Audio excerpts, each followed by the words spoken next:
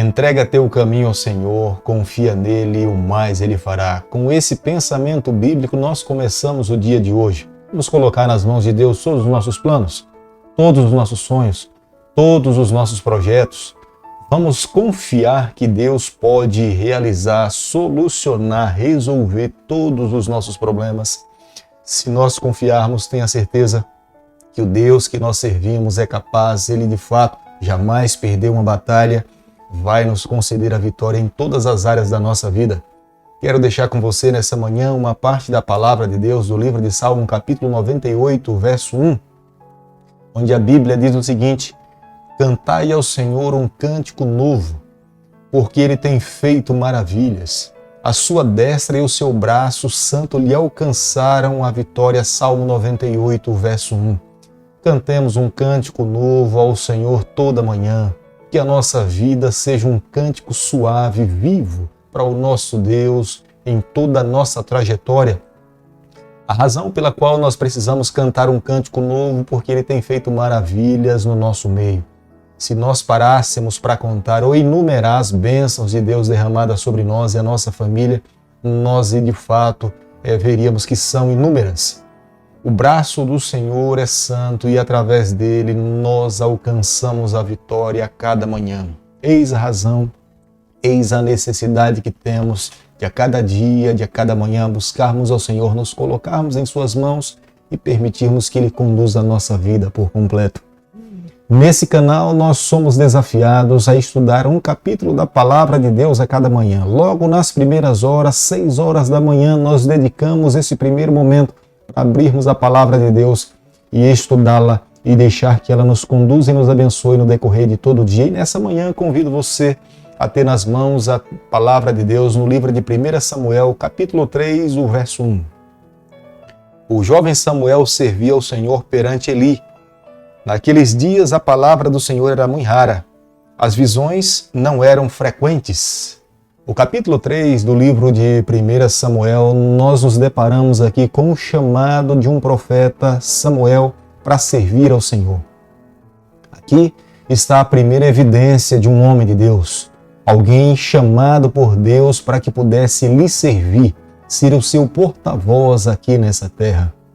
Deus diretamente já tinha falado com Moisés, Deus diretamente também já tinha falado com Josué, mas após a liderança de Josué, Deus passa um período de 300 anos sem falar com ninguém. Raramente na liderança de Eli, Deus se comunicava com o seu povo, mas a razão era muito clara e evidente. Os filhos de Eli tinham profanado o santuário do Senhor, e eles menosprezaram os ensinamentos de Deus. Eles fizeram da casa do Senhor a sua própria casa. Deus já não mais poderia honrar aquele santuário diante daquelas atitudes. Ouvir e responder num relacionamento é imprescindível e Deus espera que nós também possamos agir dessa forma. É claro que nem sempre Deus se comunica conosco através da sua voz, mas a sua palavra e a sua declaração viva para cada um de nós. Eis a razão da necessidade de darmos ouvido à sua voz, porque Deus fala conosco através da sua palavra. Para que nós possamos entender Deus falando conosco, nós precisamos viver uma vida espiritual ligada ao Senhor. As percepções espirituais precisam estar conectadas a Deus. Nós precisamos abrir o nosso coração, refletirmos, meditarmos, orarmos, lermos a sua palavra. O nosso corpo, a nossa vida irá entender, perceber claramente quando Deus está se comunicando com os seus filhos. Ele fala de diversas formas. Ele pode usar alguém para falar com você e você irá perceber que Deus de fato está falando através dessa pessoa ao teu coração. Mas as atitudes do verdadeiro cristão precisam se igualar às palavras do Samuel. Ele responde ao chamado de Deus: eis-me aqui, envia-me a mim. Essa é a resposta de Samuel e nós precisamos também responder da mesma forma quando Deus um dia nos chamar. Flávio Josefo, que é um historiador da época, ele fala que Samuel assume a liderança de profeta aos 12 anos de idade. Foi nesse período que Deus lhe chamou. A palavra de Deus era rara naquele período. Como nós sabemos, os filhos de Eli estavam vivendo uma vida degradante diante de Deus. Eles não honravam o nome do Senhor como sendo líderes e sacerdotes trabalhando para Deus dentro do santuário. Era a razão clara pela qual Deus esporadicamente se comunicava ao seu povo. Mas não quer dizer que a palavra escrita já não existisse. Os 5 primeiros livros da Bíblia já estavam escritos e deveriam ser ensinados a toda a nação de Israel. Mas mesmo a palavra de Deus escrita, deixada por Moisés, o povo do Senhor não estava disposto a viver uma vida de obediência em conformidade com os ensinamentos que Moisés tinha deixado. Cada um estava disposto a fazer o que bem queria e menosprezavam a vontade de Deus. A Arca da Aliança se mantinha no lugar santíssimo, onde Deus se manifestava de uma forma muito clara ali no lugar santíssimo. Apenas uma vez por ano, o sumo sacerdote tinha acesso para entrar no lugar santíssimo, para fazer a intercessão e a purificação dos pecados que eram mantidos ali no decorrer do ano. Mas o lugar santo estava o altar de incenso, o altar de holocaustos, os pães da preposição, estavam os outros móveis que compunham o lugar santo.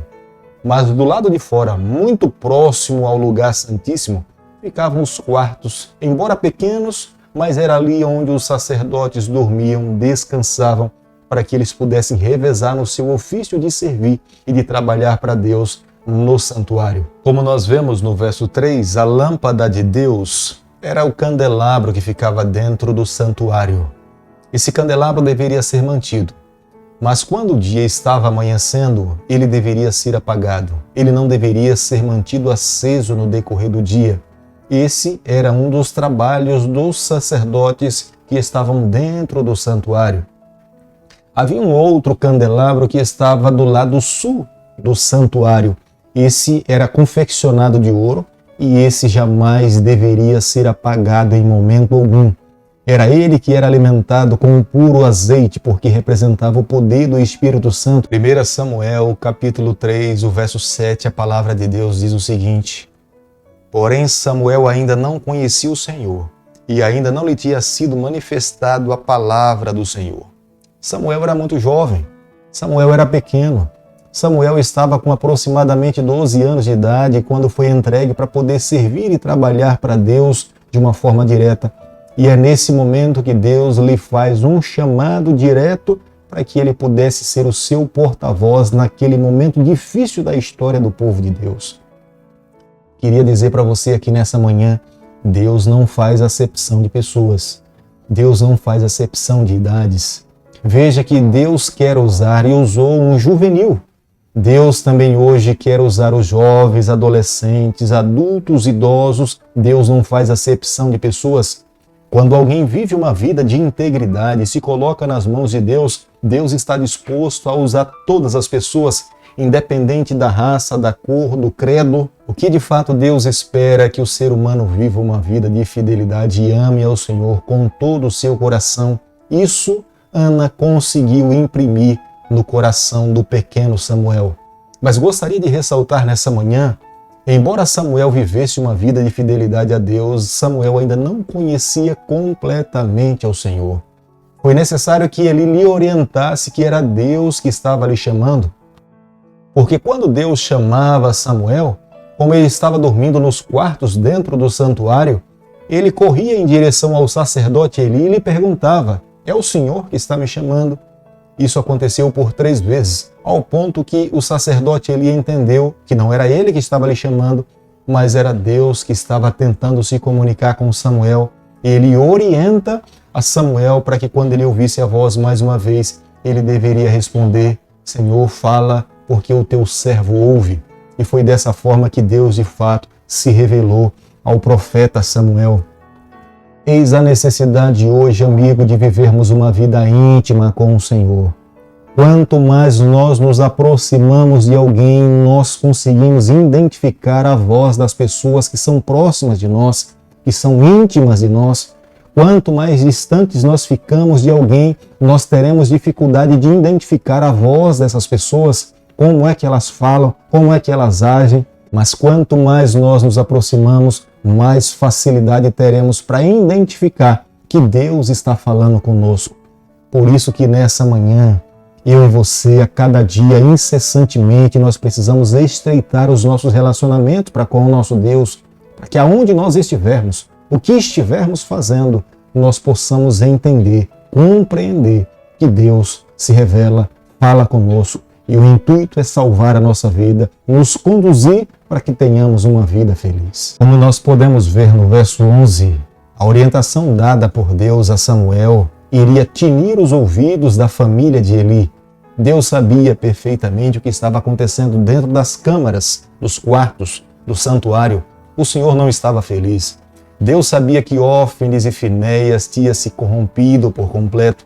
Embora trabalhassem para Deus, embora visse a manifestação de Deus dentro do santuário, seus corações estavam completamente apostatados longe do Senhor. A palavra de Deus já não mais causava efeito nas suas vidas. As luzes que representavam a Deus dentro do santuário, que eles mesmos eram responsáveis de mantê-las acesas e apagar pela manhã, isso já não mais mexia o coração daqueles dois homens. Eles já estavam tão longe de Deus que quando Deus falava com eles através do Espírito Santo, seus corações estavam tão cauterizados que eles não tinham mais a sensibilidade para entender que de fato era Deus que estava se comunicando com eles. E Deus precisou de um jovem chamado Samuel para que falasse ao seu pai, para que Eli pudesse colocar em ordem a sua casa. Eli, quando recebe as orientações, ele deveria ter buscado corrigir os seus filhos. Eli deveria ter chamado os seus filhos e a sua família à parte e deveria ter dito para eles que Deus não estava feliz com a vida que eles estavam vivendo. Eli era o líder da nação de Israel.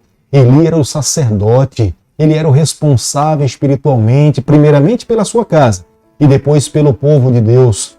Mas a sua postura foi uma postura apática, frágil, não tomou a atitude necessária e foi necessário que Deus tivesse que intervir no meio do seu povo. O verso 15 do capítulo que nós estamos analisando nessa manhã, nós podemos ver que Samuel começou muito pequeno a servir ao Senhor. Samuel tinha responsabilidades de alguém que estava iniciando, embora Samuel também já recebia de Deus orientações de alguém que tinha uma profunda ligação com o Senhor. Não era alguém que inicialmente estava começando numa caminhada com Deus, mas era alguém que já tinha um relacionamento muito estreito com o Senhor.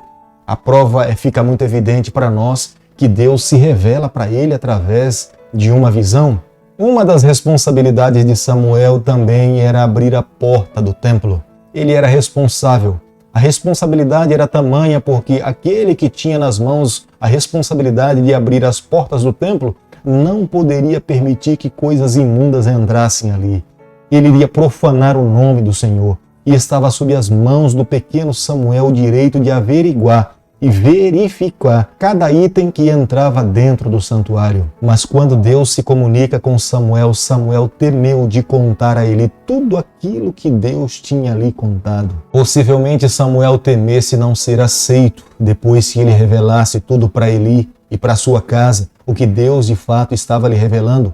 Eli era um homem muito mais velho. Eli era o sumo sacerdote. Eli ministrava dentro do santuário há muito mais tempo. Mas Deus lhe responsabilizou para poder contar a Eli o que de fato Deus queria e iria fazer no meio do seu povo. Tenha certeza de uma coisa, nos dias em que nós estamos vivendo também, Deus muitas vezes nos responsabiliza com funções difíceis. Mas quando Deus responsabiliza alguém é porque Ele sabe que esse ser humano é capaz de poder fazer. Por mais difícil que você possa imaginar que você tenha que desempenhar uma obra para Deus, ou pregar um sermão, ou aconselhar alguém, ou corrigir alguém, se Deus colocou no teu coração essa obra, não fuja. Procure fazer o seu melhor, se coloque nas mãos de Deus, faça como Samuel, peça forças aos céus e Deus com certeza lhe concederá forças para que você possa executar da melhor maneira possível. Muitas vezes a única oportunidade de salvação que essas pessoas têm é o instrumento humano pelo qual Deus delega uma responsabilidade para poder corrigir e orientar os seus filhos aqui sobre a face dessa terra. Por isso nós não podemos fugir das responsabilidades que Deus coloca sobre os nossos ombros. O versículo 17 do capítulo que nós estamos estudando nessa manhã, Eli declara: que Deus te aprove o que bem lhe revelar. Eli sabia perfeitamente que Samuel não poderia omitir nenhuma palavra que Deus tinha lhe revelado. Eli, como sendo um homem de Deus, embora estivesse vivendo em complacência com os erros dos seus filhos, Eli sabia de que Deus era um Deus justo. Deus era um Deus íntegro. Ele não poderia menosprezar as orientações do Senhor. É diante do pequeno Samuel que ele se humilha, reconhece a grandeza de Deus, está disposto a receber a correção e se coloca na posição de um réu diante do Senhor. O menino Samuel crescia em graça diante de Deus e diante dos homens. Enquanto o sol de Eli estava se pondo, o sol de Samuel estava nascendo. Deus estava cada dia fortalecendo a liderança do jovem Samuel. Deus olhava para o futuro do jovem Samuel e cria que ele iria ser o seu porta-voz diante da sua fidelidade, diante da sua integridade. Deus sabia que o nascimento de Samuel era resultado das orações de uma mãe sincera, de uma mãe fiel. E após o seu nascimento, o desenvolvimento e a educação de Samuel era de fato compatível com a palavra de Deus. E Deus sabia que ali estava um vaso preparado para que ele pudesse usar como sendo um instrumento nas mãos de Deus para orientar o seu povo e levar o seu povo ao plano da salvação em Jesus Cristo. Querido amigo, nessa manhã, ao concluirmos o capítulo 3 do livro de 1 Samuel, eu e você, nós precisamos chegar às seguintes conclusões. Nós precisamos a cada dia conhecermos mais o Senhor. Nós não podemos ficar como o pequeno Samuel dentro do templo, sem saber quem é que de fato está falando com ele. Nós precisamos ter uma percepção muito clara quando Deus fala conosco. Nessa manhã, deixe-me falar para você. Deus pode falar com você através de um sermão. Deus pode falar com você através de um canto, de uma música. Deus pode falar com você através do estudo da lição da escola sabatina. Deus pode falar com você através de um conselho de alguém. Deus pode falar com você no decorrer do dia através de uma mensagem no WhatsApp. Deus pode falar com você através de diversas formas. Mas para que nós possamos entender verdadeiramente que Deus está falando conosco, nós precisamos manter as janelas da nossa alma espiritual aberta, para que quando Deus falar conosco, nós tenhamos a percepção. A vida espiritual é nos ligada no Senhor, para que nós possamos saber que de fato é Deus que está falando conosco. Mas há uma segunda orientação que gostaria de deixar para você nessa manhã. Veja como é que crescia o menino Samuel. A influência de uma mãe, a influência de um pai na formação de um caráter de uma criança que Deus no futuro usaria como sendo um profeta e um juiz do Senhor entre o seu povo. Por isso que hoje recai sobre os nossos ombros a grande responsabilidade de sermos educadores espirituais. Hoje nós precisamos nos preocupar com a matemática, com o português, com a geografia, com a história, com uma formação acadêmica. Precisamos ter essa atenção, mas nós não podemos menosprezar a educação espiritual dos nossos filhos. Se eu e você não dermos o exemplo de uma vida de oração, eles não terão uma vida de oração. Se nós não dermos o exemplo de homens e mulheres que amam a palavra de Deus, eles não irão amar a palavra do Senhor. Se nós não dermos um exemplo que amamos a casa de Deus, eles também não irão amar a casa do Senhor.